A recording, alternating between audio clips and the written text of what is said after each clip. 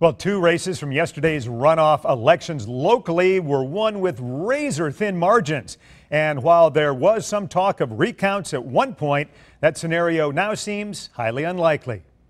As Brandy Hambright and Harry Satterwhite watched the returns come in last night, they knew the race could go either way. We're positive and we think we're going to have a good result. In the end, Hambright was victorious by just 125 votes. It's amazing. It's so great. The race for House District 102 produced an even closer result, with Satsuma Police Chief Shane Stringer beating Call News editor Willie Gray by 25 votes.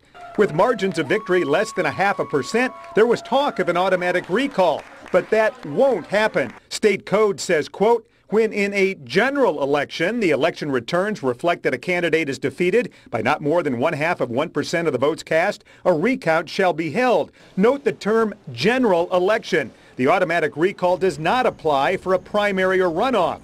A losing candidate can call for one, but would have to pay for it. So now the focus is on the provisional ballots cast. The Board of Registrars today began going through the boxes from the 88 precincts to gather the provisional ballots, which are in envelopes with a description of the dispute on the outside. The board will determine by Tuesday which ones are valid. The Mobile County Canvassing Board will then count these valid provisional ballots, add them to the count from last night, and certify the final results. In the meantime, the presumed winners won't relax. Definitely will not rest until it is done. But we're excited and we're going to keep being positive that we're going to pull it all the way out. 27,600 votes were cast in Mobile County yesterday, a turnout of just 9.4%. Maybe some people wishing today that they had voted yesterday.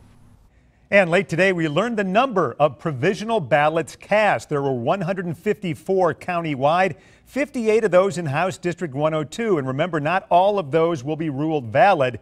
The math seems to indicate it would be highly unlikely for Satterwhite or Gray to overcome the current margin.